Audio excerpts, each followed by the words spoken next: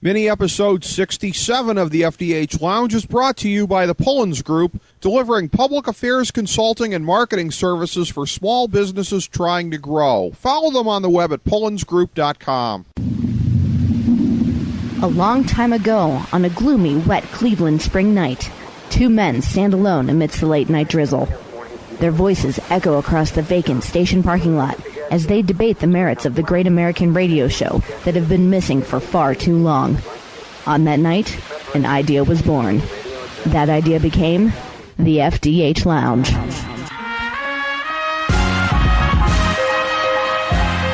Welcome to the FDH Lounge. Okay, another great mini episode of the FDH Lounge coming back at you, celebrating our 5th anniversary of the Lounge here today, January 14th, 2012, with original dignitary Chris Galloway and Ken Detwiler, who actually predates the FDH Lounge altogether as far as our association. Ken and I working together years ago at the Sports Talk Network. Ken, I know that you've always been interested in doing this here with this show. It is the show where nothing's off topic. Chris and I have taken part in many political analyses over the course of the show here, so this is your first time to come in here and do this with us, so I'm very much looking forward to this. Thanks for having me. Let me start then on that. Let me get your thoughts. The Republicans heading into South Carolina a week from today, coming off of New Hampshire and Iowa before that. I certainly, the most among the three of us, find a tremendous amount to bemoan out of that as the Republican Party tries to shove the turd known as Mitt Romney down everyone's throats and appears to be succeeding thus far. We're not having the gag reflex, if you will, from the American public that we need to at this point, or at least the Republican electorate in those states. Everybody says if he does it again in South Carolina, it's over a week from today, and a lot of people think it may be anyways. So how do you see it going into that? Well, I think he's going to win South Carolina, and I believe he's going to be the nominee. For good, bad, or indifferent, I think we're trading, as you mentioned, a turd. I think we're trading poop for manure with all the people we've presented. As Chris mentioned off the air, 25% he's taken this everywhere he goes, and that's good enough to win. So there's not a lot of choices out there, unfortunately, and that really saddens me in a lot of ways that this is all we can put together as a Republican Party. He went well above that in New Hampshire, about 40%. The caveat being that is one of many states where he owns a mansion that is the size of a small village. That's his backyard, he's actually right. A part-time resident of New Hampshire, so almost a favorite son kind of a thing. So I think you do have to put that asterisk on it, Ken. Yep, I do. I just, like I said, it saddens me. I don't see anything fresh out there. I don't see a difference maker.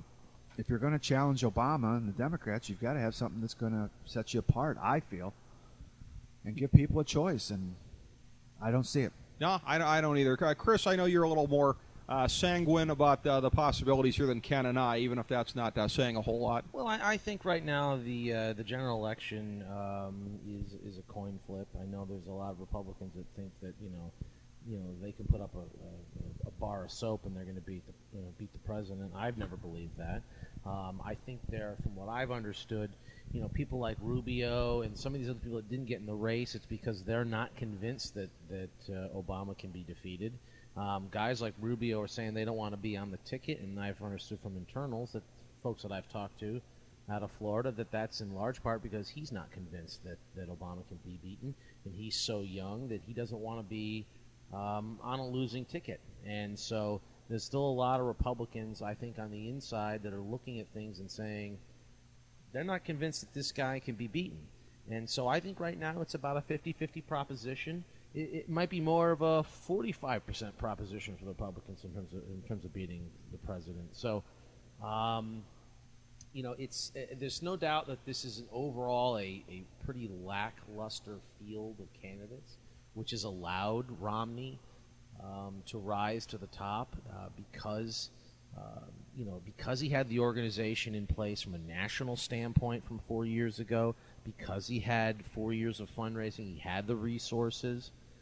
That's allowing him, because of structure and money, to be able to outlast the others. And it appears in South Carolina that he will win, and that'll close the door on this nomination process. Not that it'll be over with, it'll drag out, probably through Super Tuesday, but I mean, for all intents and purposes, it'll be over after South Carolina. And Mitt Romney, of course, in the course of that campaign 4 years ago, a campaign which never stopped in actuality, if you look at the man, his pathetic protestations notwithstanding, has managed to garner the approval, as it were, of every county chairman in the country here. It's the same fat, bespectacled, used car salesman, corpulent one in every county in America, and they're all for Mitt Romney, and they're all jamming about everybody. I think Rob Frost, who's a young, handsome fellow in Cuyahoga County and in great shape, would probably take. How did they not get somebody from Central Casting? Yeah, I think he would take great umbrage with that. That not all county chairmen they're not all that guy. Making. No, okay. They're not all that guy. Okay, well, just 99% of them then. They're the 99%.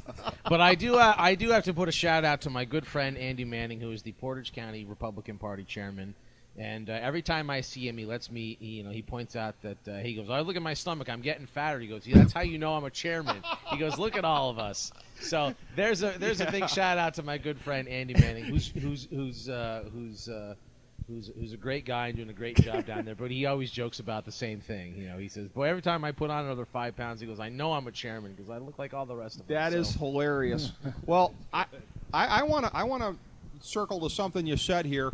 I really want to put some credence and belief in this. This is the first I heard of it.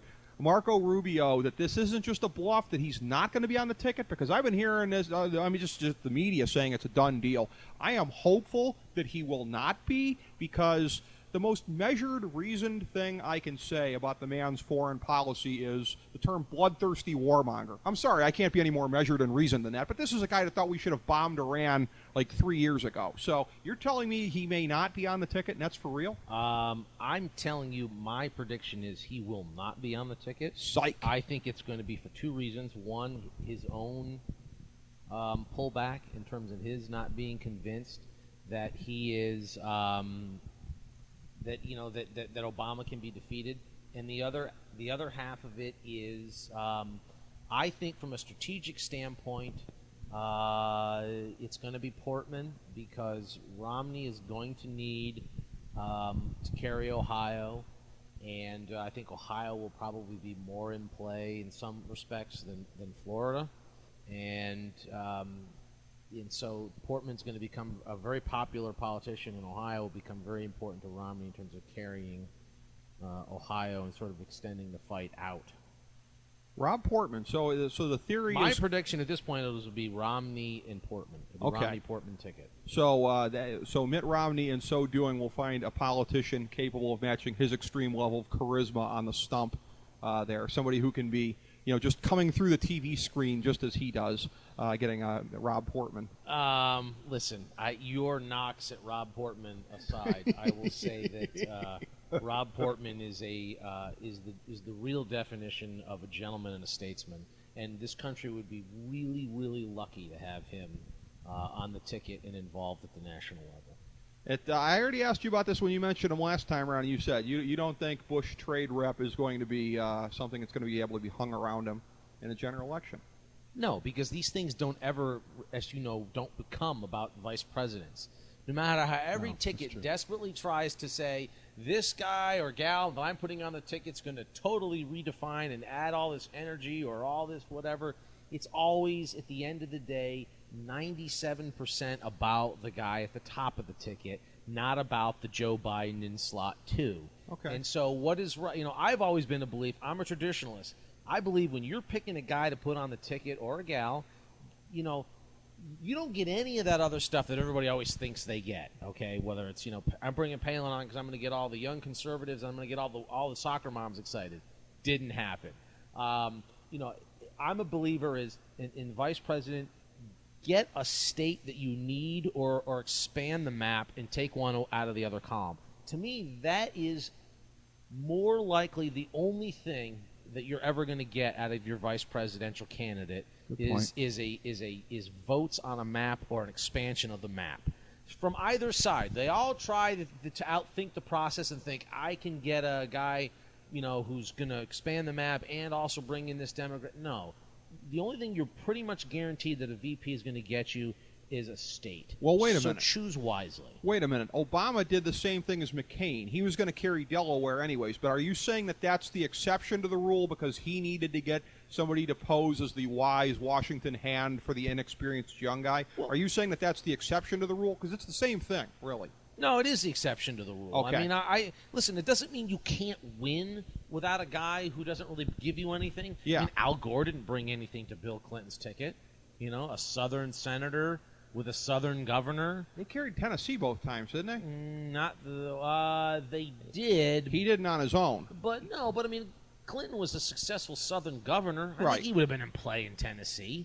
They were making the generational ploy, so I would argue that So I don't know. if people do it, I think they do it because of Clinton Gore. Because I think people look at it and say it worked for Bill Clinton. Yeah, I think those are the exceptions. I think Okay. sometimes you can make a pick that ends up getting you something. Okay. But I think you are pretty much the only guarantee you have in picking your VP Okay. is picking up a state. Okay. So if you can get a guy that gets you a state and gets you something else, and that's the argument for Rubio. Oh, hey, he's going to give him Florida, put the Florida in the win column, and then bring Hispanics into the fold, and therefore that's the whole argument for Rubio on the ticket. Well, all right. I'm not convinced about the Hispanic element of it. I'm saying, yeah, it gets you Florida. The Hispanic thing that's a maybe. It's a transparent pandering kind of a thing. It all is, don't Yeah. you think? I mean, regardless of but it's all transparent. Here's the thing, though. Biden was pandering by saying, "Listen, the young, inexperienced guy who 4 years ago was a state senator from Illinois is Right. going to bring this old." Experienced DC hand onto the ticket so we can all feel good. And plus he's got all this quote-unquote foreign policy experience. Right. And that was Obama's weakness, and therefore that balanced out the ticket. I mean, what did that really equate to? That's my biggest one of my biggest problems with the Republican Party and their sense of strategery. Democrats are world-class effective panderers. Republicans suck.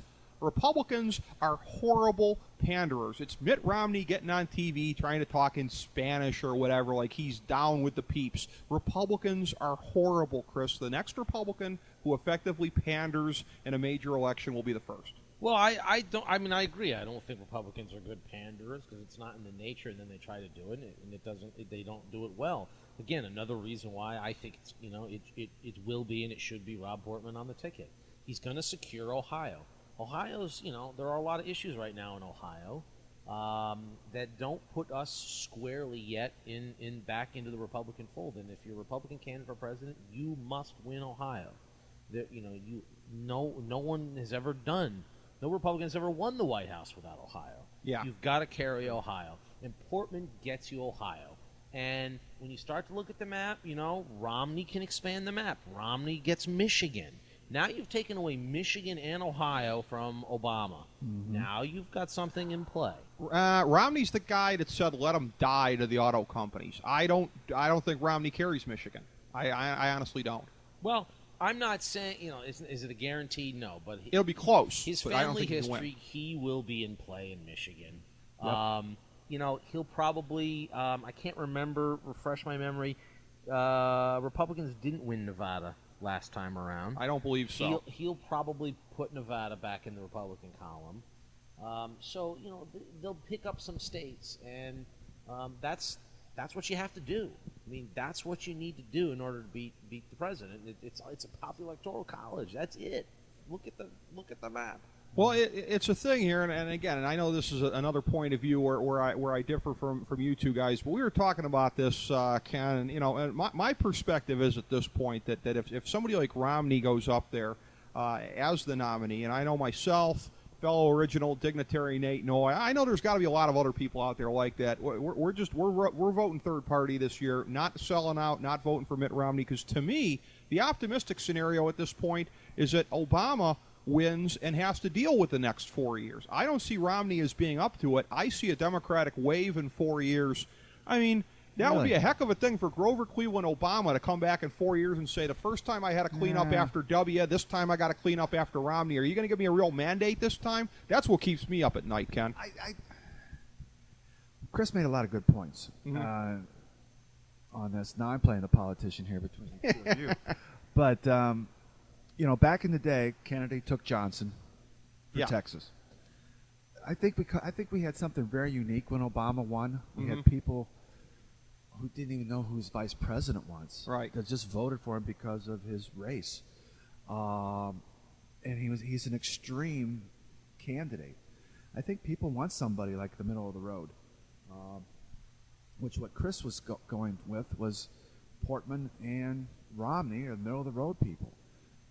And I think Obama brought Biden on because he was more middle of the road. He was more establishment. The Democrats knew. A lot of them, I don't think, would have voted for him if he would have taken somebody to the left like him. Well, there was nobody else that was in play like that, right? There was Hillary, who's basically to the right of him. I mean, who else was really? Evan Bayh. My God, Evan Bayh, who's practically a Republican half the days of the week.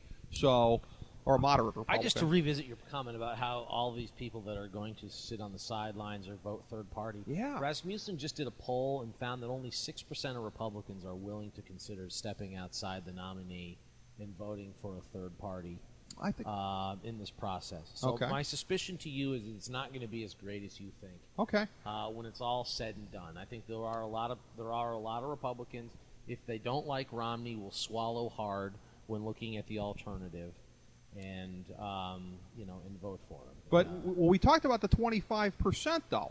How do you square him being Mr. 25% in all homes or in all states where he doesn't own, an elaborate mansion versus what you just said here? Because I don't see how that squares up if 75% of people are basically barfing up the certificate in every state here and saying we're not going for Romney. Well, I love your colorful language, but I don't think that they're actually vomiting. Okay. The other 75%, I don't believe are actually vomiting. Okay. They just have other preferences, or they'd like to see somebody else. That doesn't mean they won't rally around their nominee.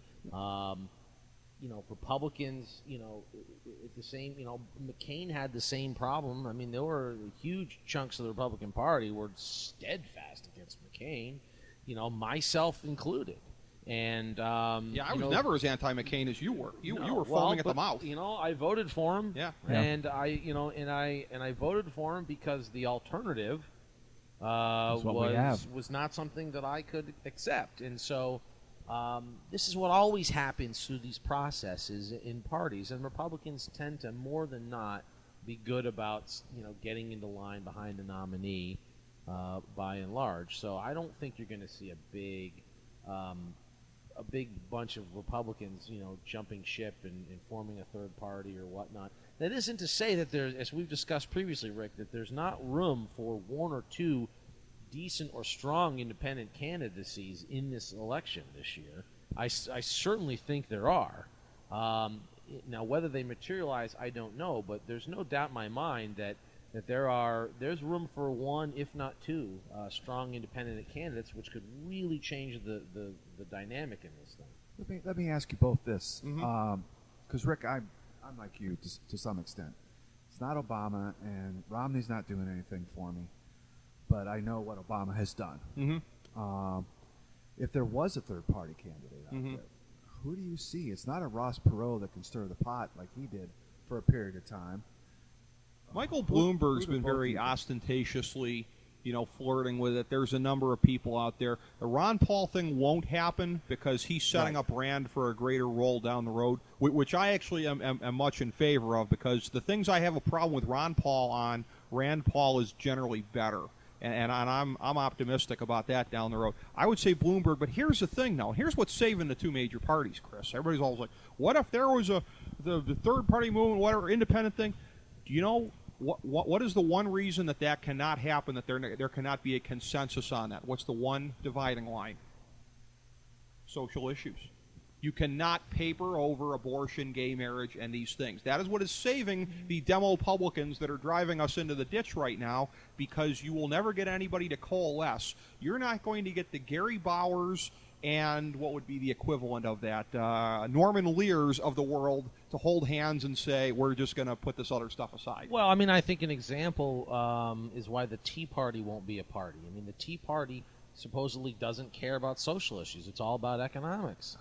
That's overblown, though. Well, I mean, the origins of the Tea Party were such. I mean, I've been to Tea Party rallies, and when I go down to Trumbull County and they've got, Jim Trafficant down there, and they're all yelling and screaming how much they love a convicted felon, not only is it an embarrassment, obviously, to the Tea Party, that's their idea of a great politician and a public servant, but, there are Democrats that are traditionally in there. There are pro-choicers in there, and they're all concerned about constitutional issues and fiscal issues, monetary issues.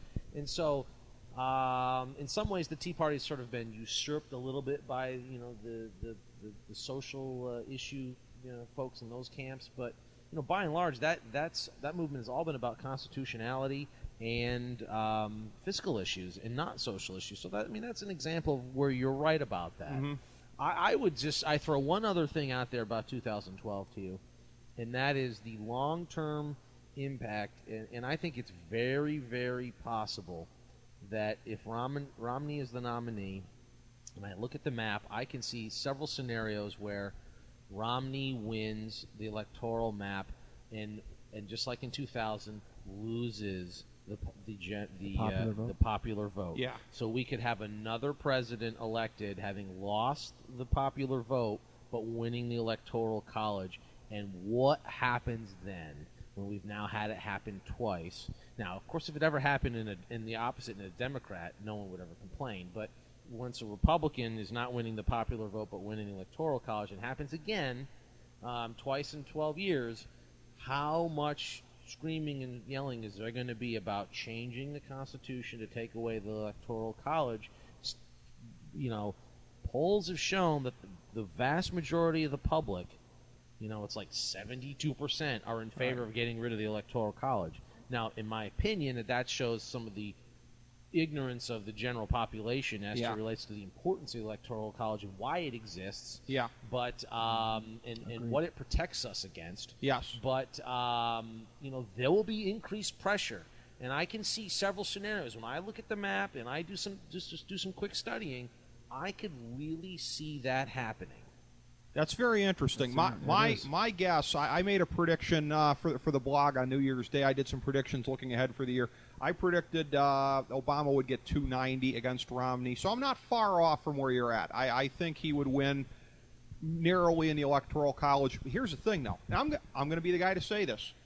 What happens if the Electoral College costs a black guy the presidency, much less an incumbent? I mean, you think the Rev Al is going to have anything to say on his show about the Electoral College was a poison pill put in the Constitution by the pro-slavery founding fathers? Well, that will get demagogued it'll be from the here to vestiges of slave-owning founding fathers. It'll be like the poll tax. Right. Well, we'll hear lots about 3/5 and other various other things. And, we changed that, so therefore we should,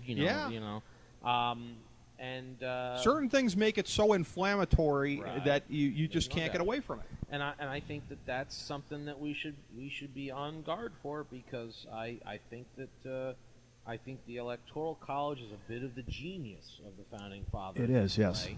To protect the smaller states from the tyranny of the New Yorks and the Californias, and the Floridas and the big states and Texas. The big states. It's to protect the smaller states the same way everybody gets two in the Senate.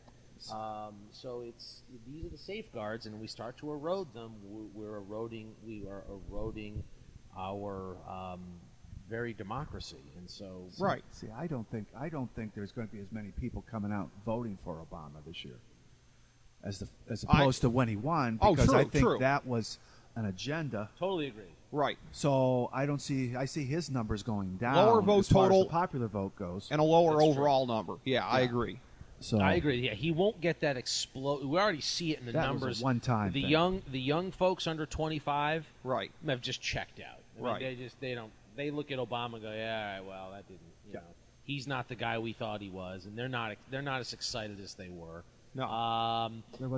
As it turns out, African American turnout in 2008 wasn't as high as we all anticipated it was going to be. Right. They didn't even show up. You know, they overwhelmingly voted for him. Right. But there was not actually a huge surge in votes to get out and vote for the guy. Maybe John McCain was doing some inner city pamphleteering about Obama's white mother. Maybe that held it down. I don't think that's the case. You don't think so? But I don't. Okay. I don't know. I'm sure there's a 6-month period that someone has to figure out where Ed Rollins was. But other than that,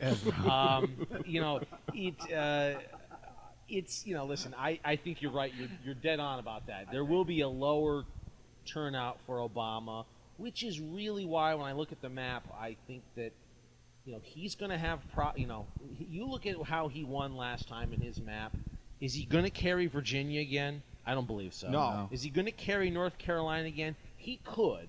I don't see it. But I don't think he will. North Carolina is really a state that's become in play. Right.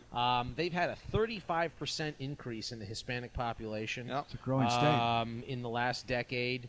There's obviously a very large African American population, and there's a huge mix of East Coast Ivy League educational types in the Research Triangle area with Right. Duke, North Carolina, and the companies that are down there. Don't forget the And NASCAR. And so, those are our guys. So I think that North Carolina is a state that we're going to have to get used to is going to be in play going forward. No, it could but be. I don't see Indiana. Obama. He I loses don't, Indiana. I don't see him winning Indiana. I don't see him losing Virginia. And this is where the map starts to move away from him. If Romney can win Michigan and take that out of his column, so now you're looking at, and I think Romney will carry New Hampshire, which Obama. So now he's lost New Hampshire, Michigan, Indiana, Virginia. Right. Where's he making? What are his new states that he's adding to back in the mix? He puts Portman on the ticket, Romney does. Now Obama loses Ohio. And so now you go, where's he making it up? And this is why there are a lot of people, obviously, that believe that, no matter what the Republicans do, they're going to win. Because when you start to break this down state by state, you start to see where, the president's going to have to find, he's going Right. to have to win Florida. He's going to have to, win a few other states. He's going to have to play in Arizona. He's going to have to hold Colorado. Right. He's got to expand his map somehow, because I can see him losing those 5 states right off the top. I have a question on the third party thing. Yeah.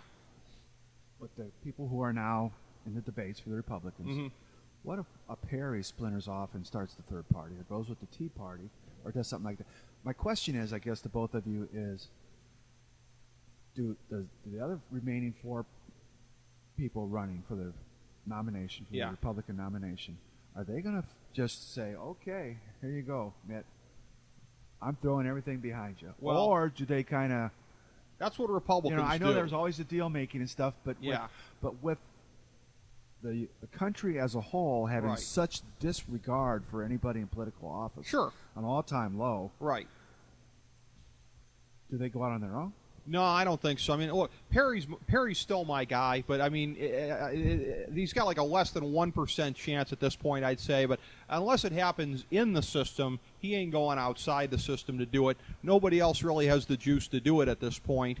And again, it's unfair in that sense because again, Perry is taking a very demagogic blowback in this last week on this whole Bain Capital thing here. It's like, you're attacking capitalism. Oh, my gosh. To ever say anything about a man's record. Chris brought up a great point the last time we were doing this here when we were recording just last month about the average person resenting, and I think for good reason, some of the casino capitalism things, the excesses in the system in the last 20 to 25 years. And we can sit here and we can say, okay, Bain is inside of that or outside of that or whatever. But if Republicans are going to align themselves blindly to status quo stuff here, when everybody can say, look, people may not like the smelly hippies of Occupy Wall Street, but there are some things when you talk about the excesses of the system that ring true to everybody who's got an open mind. And Republicans are throwing out the baby with the bathwater, Chris, if they're just going to blindly be like, I love the status quo and all manifestations of capitalism and its excesses at all costs. Not an electoral winner. Well, I don't disagree with that. I think there has to be recognition of some of the problems that we have from a society standpoint. But getting back to your original question about, guys like Perry, you can only do a third-party run if you've got money and infrastructure. And the only guy in the mix on the Republican side who has that is Ron Paul. And so Right. he is the only one of all those that could really mount any kind of an independent run, and he's not going to for the reasons that Rick has already illustrated about his son, and that's what'll keep Ron Paul from doing that. But so there won't be a third party challenge out of any of these guys in the field. Okay. But again, Or the ones who didn't run, like Thune or Christie or anybody if else. they didn't run, they're not going to now. Yeah. They're too far behind in terms of agree. infrastructure and money, and those things are, as we're seeing again, the Romney candidacy is a great example again of why those things more times than not matter. It really, in large part, in politics, comes down to nuts and bolts, and that is infrastructure, staffing, your organization, and money. And you see it. You saw it with Huckabee. You're seeing it with Santorum. Yeah. The flash in the pan, a big win, but you don't have the infrastructure in place. You don't have the fundraising mechanisms in place, and they can't sustain it. And Right. so that's why Romney will be the nominee, because he has those things in place. That's why there won't be a third-party challenge out of any of these guys. Bloomberg has the money, and because he has the money on the front end, he can certainly create an infrastructure because of the money. And but again, I don't know how successful he is, because I don't know where if you will, a sort of left of center moderate is, it doesn't get out and excite people to want to jump on their bandwagon. Right. So you can see a guy like Bloomberg getting out there and pulling his 11% or whatever he's going to end up pulling, or 10%, and potentially taking New York out of the Obama column. I was gonna say, it would have an effect. And It always so, does. Yeah. Oh, it would definitely have an effect. It probably takes New York out of Obama's column, and probably almost guarantees Mitt Romney's election. And so, but I don't know. Is there somebody else out there that could put it together and create? There's some interesting people out there that don't have the cash and the infrastructure, but are intriguing people. I mean, there's guys like Petraeus, although I think he's a Republican, and I don't see him doing that. Although I wouldn't discount a Petraeus run down the road. He's I'm curious how the Republican Party will. They'll love his his military background. I think the Republican Party, what they won't like about Petraeus is that he's an intellectual. Yeah. And that we don't really know where his politics. We don't cotton to book learning. We don't know where Petraeus' politics are yet. Right. I mean, we just don't know. No. He's had a successful military career. He's been quite brilliant at times. He's a very, very smart guy. I mean, he reads the classics for enjoyment. Hey, I just sat down with some ancient Greek literature this weekend, and I mean, he's an intellectual. He's a smart guy. I don't know how he plays with a large portion of the Republican base, and I don't know that a guy like that, necessarily has it in him to run. But I'm just saying there are some interesting people out there, and That's so what I was asking, I guess. it remains to be seen, whether they get in. I'll tell you this: they got to get in sooner than later. I was going to say, that was my next question: is when does this happen? If it happens. Well, it comes down to ballot access. Yeah. You've got to get on the ballot. Right. All these states have different deadlines and whatnot to get themselves on the ballot. Yeah, Virginia. Ohio's Ohio's independent deadline is the day before the primary. Mm-hmm. So now, unless they've changed it for the presidential, I mean that means it's like March 5th. Right. Clock's ticking. Yes, it So is. as the clock ticks, somebody's not going to be a serious independent candidate and get in June. I mean, it's just Right. There'll be a whole bunch of states they won't even be on the ballot in. Right. It's not going to happen. Clock's ticking louder and louder is what It you're is. saying. Oh, absolutely. And so, is there the potential? There's definitely the potential in this volatile period of American politics, but it remains to be seen if it'll happen. No, and I want to circle back around to what you said about Petraeus for a second here. I agree with you, it won't be this time. But what will make him a viable candidate down the road? I mean, we've spent a fair amount of time, not just in this session, but also we were talking last month about politics, the doom and gloom, the last couple of decades, really, the problems of all of this period of time now that we're having to deal with right now. For somebody like David Petraeus, what a narrative. How many people have unmitigated success stories to go out there and peddle. This counterinsurgency doctrine and the way that he's been able to execute militarily with these strategies, applying that big brain of his to tangible results on the battlefield. I mean, if that's not going to move people when he's getting up there giving speeches and talking about tangible success, then nothing will. Well, he's a smart guy. Americans always tend to like their generals when they're successful, and he's been very successful. Right. And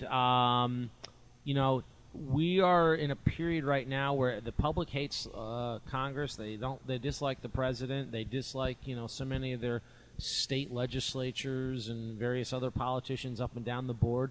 They're looking for a non-politician. Again, another thing that he can hang his hat on. He's not been here part of the problem. He's a guy who gets things done. And as we mentioned the last time, that's been my big point. And then I tell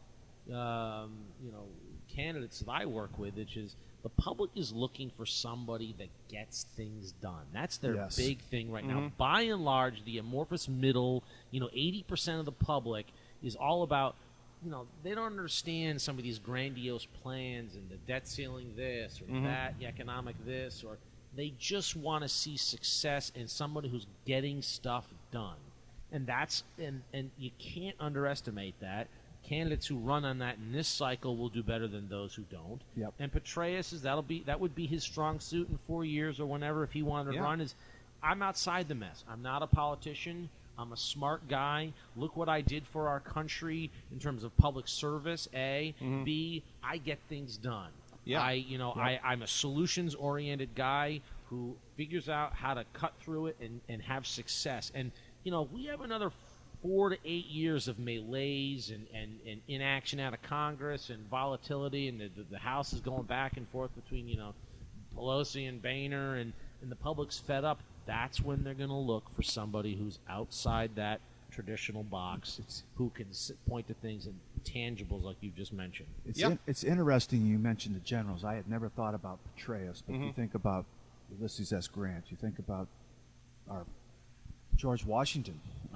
Eisenhower. Eisenhower is another one, and I had never thought about that. The public loved MacArthur. They loved Patton. I mean, those guys didn't run, but they loved them. But I never thought about that aspect of it. That's very good stuff. Public loved Westmoreland. Wait, not so much. But anyways, well, as far as it goes with Petraeus, I mean, I can't think of anybody in American life off the top of my head where if you're talking about can do, get stuff done, results, and in a bad situation, no less.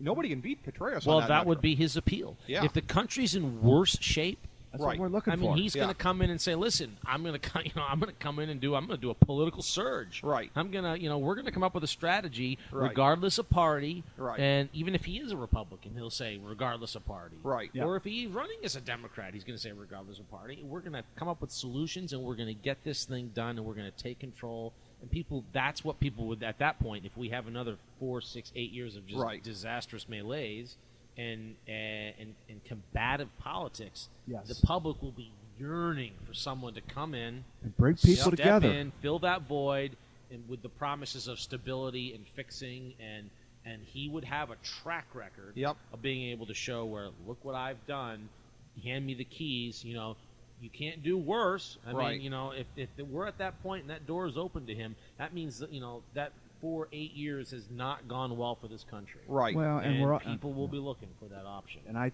totally agree as I'm waving my flag over here. We need somebody at this time, more than ever probably, in my lifetime, to bring people together. And that goes along. That's exactly what you're saying, Chris. People are always looking for this can-do kind of leadership. The apathy and the anger out here. I mean, think about it. Look, if it hadn't been for the voices in his head, we might have had 8 years of President Perot. People are looking for this kind of stuff here. Yeah. I mean, unless you have something like that kind of, insanity that just disqualifies you, if you are a can-do kind of individual, people will gravitate to that. So bringing it kind of full circle to where we're at now with Mitt Romney, who, all the powers that be in the Republican Party are telling us is this can-do kind of a guy. I want to go back to something from in the fall here. I don't remember the specifics. These events are moving so fast, front runners coming and going. I don't remember who it was, but Mitt Romney really demagogued the hell out of somebody on Social Security. Was that Newt or was that Perry at that time? I think it was Perry. It was Perry. Yeah, he was scaremongering him. There is a special place in hell reserved for all the poobahs of the Republican Party who are hurting everyone behind Romney right now and saying, don't talk about Bain Capital, you're sounding like a Democrat. Mitt Romney, demagogue the hell. What is less un-Republican, according to party orthodoxy, than scaring old people on Social Security? He did it, and it was fine. And the damn hypocrites that control this party kept their mouths shut at the time. Well, it's just politics. He's just doing what he's got to do. It's politics. Apparently, it's not so benign when it's going after the anointed one, Chris. That gives me an aneurysm. Well, I mean, yeah. I mean, in some respects, it is just politics, and it's up to Perry to swing that back around on Romney in this process. He needs to draw that connection, and he's failed to do that. Yeah. And I agree with you. I think I think both sides of it are distasteful.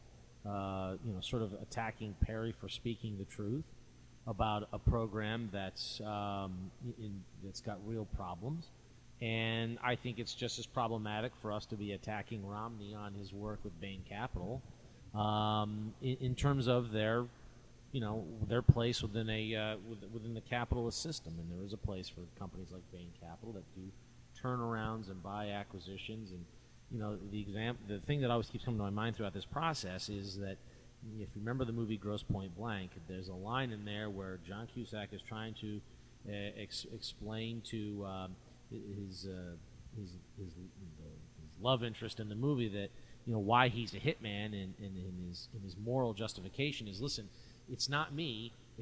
If I'm at your door, you did something to bring me there, and that's how I kind of view Bain Capital, is that they didn't go and buy Apple, they didn't go and buy Microsoft and run it into the ground. They go and they buy companies that are on life support and ready to die, and they try to turn them around. And yes, as part of that reward of trying to put things together, make a profit. Sometimes they made a profit and they were successful and the companies are doing well. You use the Staples example and some others, the Domino's Pizza.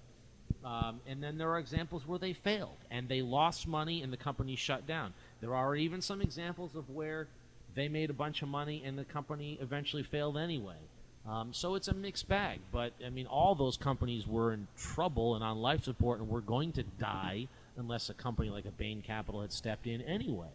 And so I kind of think of it about that line. Those companies did something to bring Mitt Romney and Bain Capital to their door. Well, and so I think demagoguing them on being a part of the capitalist process is just as wrong as Mitt Romney, demagoguing Rick Perry when he said that Social Security is a Ponzi scheme and it's broken, and Rick Perry was right, in terms of when you look at it from just a straight. Now, is it a Ponzi scheme in the same criminal activity sense? No, but when you look at Social Security from a standpoint of, you're paying current investors in with future investors that you're bringing in. Come all on, the time. Chris. How many old people are you and I subsidizing right now? 2, 3, 4? Come on. Well, a whole bunch. Yeah. I mean, obviously, when Social Security started, there were, I believe the number, I can't remember, it was either 17 workers for every one retiree, and now it's like 3 to 1. Yeah.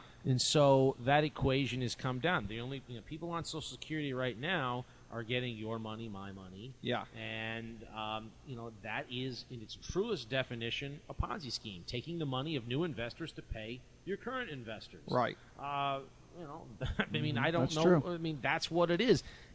Obviously Perry wasn't speaking as trying to claim that Social Security was a criminal, activity that fraught with fraud and, everything else. Right. But from a math standpoint, he was correct, and Romney was wrong to attack him on it. But again, political advantage. They all do it. Newt's doing it now to Romney on Bain Capital, while at the same time Newt doesn't want anybody to look behind the curtain and talk about Fannie Mae and Freddie Mac and some other. He was a historian, don't you know? Right. Well, I was a history. attention. I was a history the man major in behind college. the curtain. Maybe I should start telling that when I do consulting for businesses and candidates from now on. I should just on the billing. I should just put people ask me what I do. I should just say historian. Educated them on the classics. That's right. Yeah.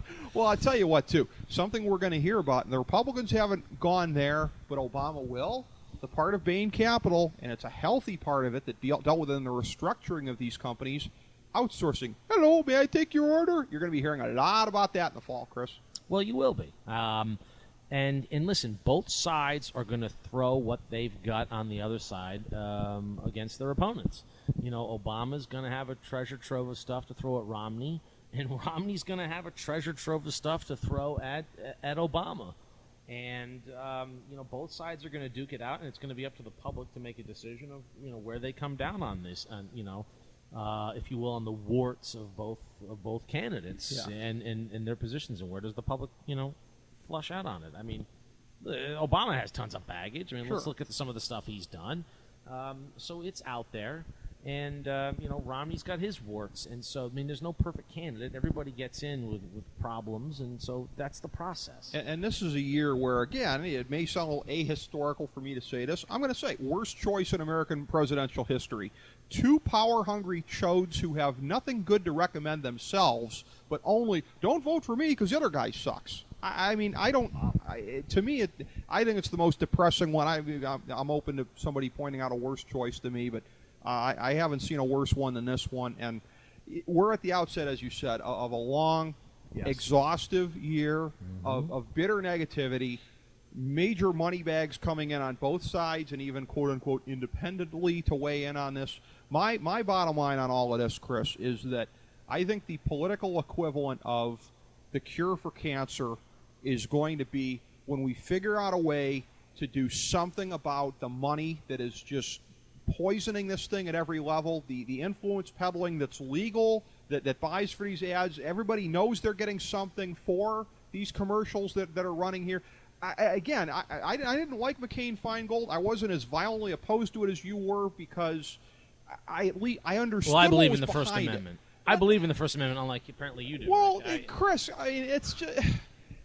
Listen, is it an absolutism on this? I mean, is it just money has always been in politics? Money equals speech. Money has always been in politics. Are corporations people also? I mean, well, actually, I agree with Mitt Romney on that. Corporations are people. Oh, I certainly don't. Corporations are a sum total of people. They're the people that run the company, the people that work at the company and get their jobs from it, and the shareholders that buy into it, and those people.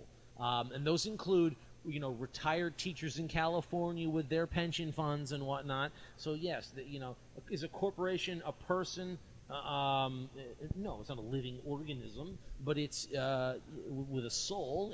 But it is an entity that is made up of 100% people, and the people that get their jobs and they make money and they have shareholders have profit and they put money and invest in it, and the people that run it and so on down the line. So corporations are people. I mean, they are a the same way. That's like saying a union isn't people. A trade union is people as well. It's an organism that is comprised of both the people that are in it, the assets and the liabilities. It's a multi-dimensional thing of which the people are but one element, as I see it. Right, but the important thing about the Citizens United case is the fact that it finally leveled the playing field between corporations and labor unions as it relates to contributing to political campaigns. Labor unions have had a lot of free reign for a long time versus corporations to do what they want, to take money from their members, spend it how their leadership decides, and to throw cash all over the place, where corporations have been shackled. So now corporations can urinate at us through our TV screens. Yay, red state. I mean, I don't know. There's got to be more to life than that. I mean, we've been being urinated on for years by the public sector unions. But it's like, it just goes back to this red state, blue state. Like, it's okay if my side does it. It's not. Is there no intellectual honesty left? That there's got to be a way to try to get at things better. I think the intellectual honesty standpoint is allowing everyone to spend what they want to spend. I think the failure in the system is the fact that we've taken the money so far outside of the campaigns themselves, and we have to create all these silly little things like super PACs and this kind of PAC and this kind of organization and 527 this to try to funnel all these dollars through, rather than just saying, you as a citizen, as an individual, you as a corporation, you as a trade labor organization, can spend whatever you deem you want to spend, either as an organization or an individual, giving it either independent or, doing the ads yourselves or giving as much money as you want to the candidates and just being done with it and having complete transparency. we would be a lot better off with just 100% transparency, and they could all just give the money directly to the campaigns, than we are with all these crazy third-party groups running around now. You look at the Republican primaries at this point, the super PACs have outspent the campaigns 2-1. Mm-hmm. And that's what we're going to get in the general election now, is presidents now chosen by super PACs rather than just allowing the dollars to just go to Obama or Romney or whomever. Why should I, as an individual, why is Chris Galloway limited to $1,000 in giving to my presidential candidate of my choice? That's why I hate McCain-Feingold and those types of laws. Why have they decided that Rick Morris can only give $1,000 to Ron Paul or Rick Perry? I think the economy and life has put those limits on me rather than the government. Listen, you may decide you want to sell all your possessions and give that $75 to Ron Paul. I don't know, but listen, why should you be limited in doing it? And that's been my problem with all those types of laws and rules, is that it's undemocratic. Frankly, I view it as unconstitutional. They're placing a limit on my speech. I can only give $1,000 to Congressman X. If I want to give a $5,000 check to Congressman X and it's disclosed that I gave that money, why can't I do that? And the fact is now I can do that because of these decisions and these laws and these loopholes and McCain-Feingold and all this ridiculousness, because I can now give all that money to a super PAC. But now the candidate doesn't control it. Wink, wink. It's now going through this third party. I can give $1 million now to a super PAC, but I can't give it to John Huntsman's campaign directly. I don't know if you saw the thing on TV the other day where somebody showed the clip. I think it was Jon Stewart showed the clip of Mitt Romney like, I don't even know what these PACs are saying on my behalf. And it cut to another thing. What the thing actually said was... Right. I mean, exactly. It's all so thinly veiled that we all know it. We all understand it. And listen, they don't have to technically break the law in order to, if you will, coordinate. They're not allowed to coordinate. Right. So they don't. And I can tell you, they don't. But it's really easy to do. Right. Because if you're the Newt PAC, or whatever you call yourself, and you want to put a bunch of advertising, you do a press release and says, we've just bought $1.4 million in advertising in these 5 markets in South Carolina. Right. Okay? Now you're the Newt campaign. I guess we don't have to spend money in those markets. We'll put all our money in the Charleston market then. Right. I mean, they didn't talk. Right. They just worked the process. To me, it's been created and developed in such a ridiculous fashion that we go through this process. Right. The money should just go to Newt's campaign and they spend it to get their man elected. And that Rick Morris gets to give Newt however much money he wants to, and it's disclosed, and it doesn't go through a third party that has to pretend that they don't ever know the candidate. I mean, that's the lunacy of McCain-Feingold and what cases like Citizens United have created. And I don't blame the Supreme Court like some people do. They had to make a decision, and I think they made the right decision. It's laws like McCain-Feingold that have created this arbitrary, ridiculous set of rules to try to limit the influence of money on politics, where money has always had an influence on American politics since day one.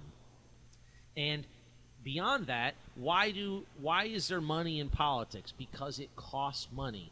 If Americans stopped watching television and stopped forming their entire opinion on politics and public policy based on 30-second ads or watching The Daily Show, campaigns wouldn't cost so much. Campaigns cost a ton of money because media, television, and radio cost an incredible amount of money in order to get your message out there to a public that otherwise pays no other attention in terms of educating themselves or preparing themselves to vote in an election. And so therefore, that's why there's money in this. And the media sits and screams about it and this dirty process and blah, blah, blah, while they gladly suck all that cash into their coffers to pay for that advertising. You have television stations and networks that basically a huge portion of their profit comes about because of political advertising. Right. It's almost like their Black Friday. But then they wring their hands on their little talk shows and go, oh, how terrible an influence and it's how awful, while they're making billions and hundreds of millions of dollars on political advertising. Well, you mentioned the Daily Show there. I'm going to say I think one of the best things that's happening on the whole subject of money in politics, what Colbert is doing right now, just completely ridiculing the whole super PAC thing. This is something where, and it's a sad state on our uneducated citizenry, but more people are learning about the complete and utter fraud that is our financial system as far as money in politics. More people are learning about that from what Colbert is doing and making fun of it than all the other things or all the other initiatives right now put together. I don't like what Colbert's doing. You don't? I don't, and I'll tell you why. He's satirizing something that's un-American as far as I'm concerned. I agree, and I love that part of it. Yeah. I like satirizing American politics. I love what Jon Stewart does, where he points out the stupid comments from politicians on both sides of the aisle when they contradict themselves or when they say something stupid. And I love when Colbert does the same thing. What I don't like is how Colbert is sort of clowning around with our democratic institutions and sort of cheapening them for entertainment value and saying and that's what he's doing by running for president and by creating a super PAC. Yes, he is satirizing them, and yes, but I don't like the cheapening of the process. It's, again, the blurring of the line between politics and entertainment that which I just absolutely abhor. It cheapens the process. It convinces Americans that all public officials are clowns and why they're all, and it helps to lead that thought process within the public's mind about why they're all terrible. Every public official, every politician is terrible. And I know for a fact that's absolutely not the case. The vast majority of public officials and politicians are very well-meaning, dedicated public servants who are doing their damnedest to do the right things for their communities and whatnot. And it saddens me to sort of see this cheapening of the process. And I think there should be a lot more reverence towards the office of the presidency, not less of it. And I have no problem with a president being, made fun of on SNL and I enjoy that. And I think it's an important part of being in a democracy to be able to do that. And I think Jon Stewart's done a great job of that. That educational aspect of sort of poking fun at the process and the people, but I think Colbert's taking it too far let's face it, for his own fame, his own money making, and I don't like cheapening the process. I think it's too important, and I think it weakens our institutions in the long run. Well, as we bring this all the way around then, as we culminate this segment, Ken, you're going to have to break a tie for us here because I disagree with Chris. He says cheapening. I say holding up a mirror. I say it's already cheapened. I say it's already a sewer. I say a country that gives me Obama versus Romney has already flipped me the middle finger, and I'm flipping the finger back. And I would say to you, you don't get out of the sewer by jumping further into it. We're both lobbying him. You both make valid points. Okay. I guess I look at politicians, and we've lost this. I mean, we jumped the shark many, many years ago.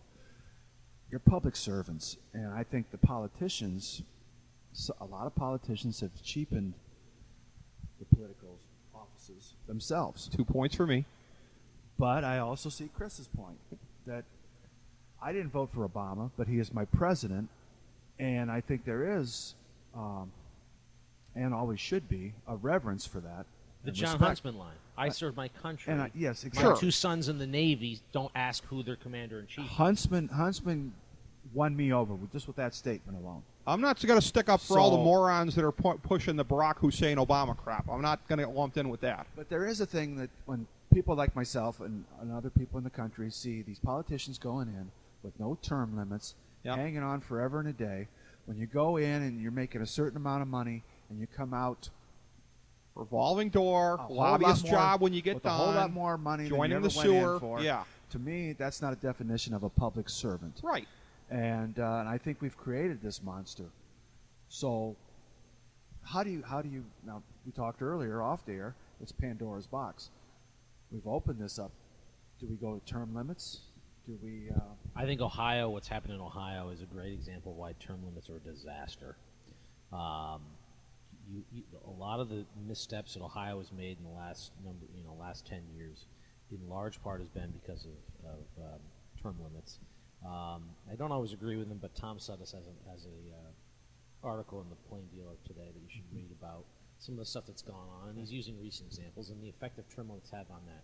Columbus is now mostly controlled and run by lobbyists and staff because there's no institutional knowledge from the public officials.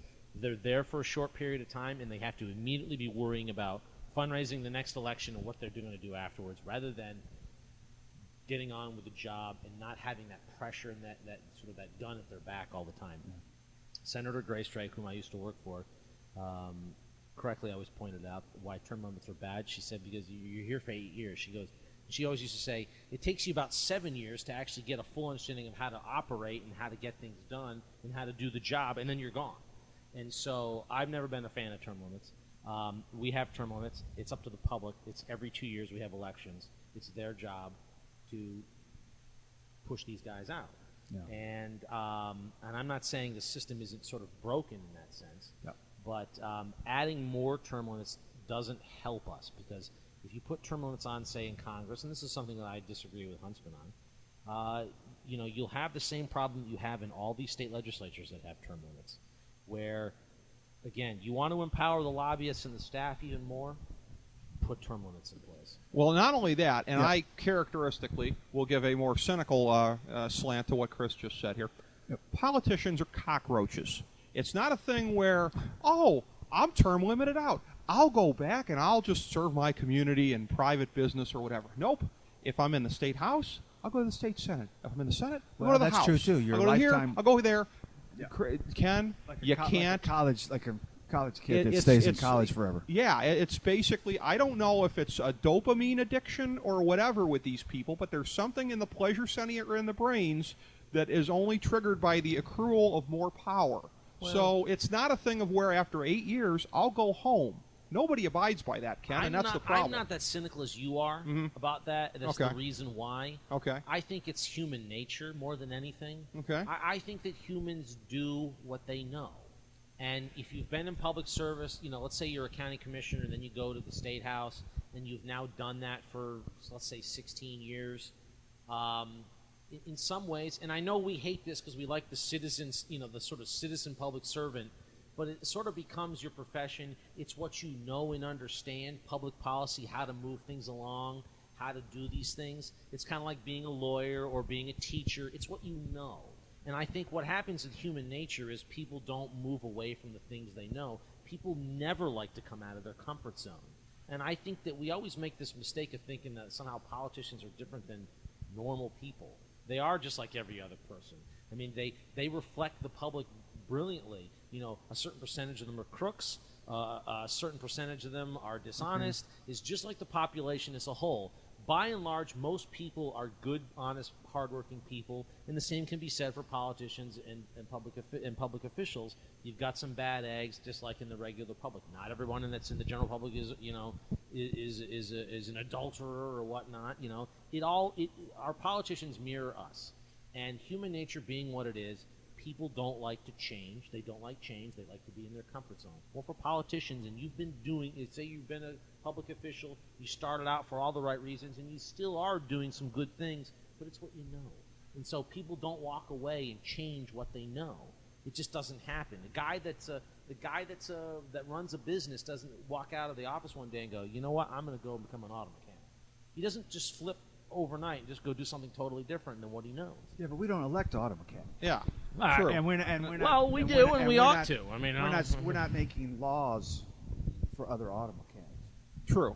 We're making laws, involving the very politicians here. They're the ones that are passing laws. It's interesting how much I can agree and simultaneously disagree with Chris. Yeah. I agree. I agree with a lot of points Chris makes. We certainly do have the country that we deserve from the politicians. Yeah. We're also a country that's gotten dumb and obese and lowbrow and all these kind of things. And when we that's on us. Yeah, exactly. We're a country that elevates the importance of American Idol. Enough said. And we get impeached, too. That's why we have the politicians we do. So, Chris, you're absolutely right about that. We do have the politicians we deserve. It's just not a credit on us. Well, I think we have the politicians we vote for. And it's up to us as citizens to to vote them out or vote them in based on their merits. And the public, and this has always been the case. This is not a new phenomenon in the last 20 years. No. Americans have to educate themselves on where these people are in terms of their positions and what they've been doing, and hold them accountable. There's periods of yellow journalism. The country's always been pretty well divided, going back through our history. Hell, we fought a civil war over some issues of pretty big importance. And so we've always been divided, but we've also always been a nation that's been very cynical of our public officials. I mean, when George Washington became president, it was not this instant love fest with the whole country. I mean, there were people that called him King George. I mean, on and on and on. I mean, so we've always had that. So I'm not prepared to just write it all off in some ways cynically like you are. I think it's always been like that. I think in today's mediated political realities, it's like the same discussion is going on, but now it's going on through a megaphone, and not just a megaphone, but it's going on messages on blimps up in the air, and because back in the day you had some guy with a printing press, and Sam Adams ran that printing press, and that was it. And now you've got television and radio and internet and Twitter and blogospheres and in this fantastic program, FDH Lounge. Absolutely. And that's why it seems almost to some people like it's worse, quote unquote. But it's not. It's the same. No. Human nature's the same. And what I want to add to that is, as we're going into a positive direction here, Okay. is 2010, the elections in the House and the Senate. It was up to us if we wanted to affect change, and we did. Yeah, we did. That's right. We made big changes. So it's not like we're handcuffed here. Yeah, the change monger in the White House didn't like it, but it was a different kind of Chris change. And I'll say this one last thing, because I hear this all the time. People will say, these politicians are all a bunch of crooks. I will tell you that right now, today in 2012, if you look top to bottom of all elected officials in this country, this is probably the most honest set of public officials that we have had in our country's history, and that's because of transparencies within the media that's available. People can gain knowledge about what people are doing. You just dial it back into the 1890s, where offices were literally bought and sold. Oh, yes. Where politicians would literally, with nobody looking at them except graft to get contracts done, flat out in the open like that. Now we have sunshine laws. Now we have auditing. Of books, and yes, from time to time these things are unearthed, and there's the Jimmy Demoras Trips to Vegas with the Hooers. But Jimmy Demoras are far and fewer than what they were 100 years ago. Yeah, the political landscape was littered with Jimmy Demoras 100 years ago, and now they're the rare exception.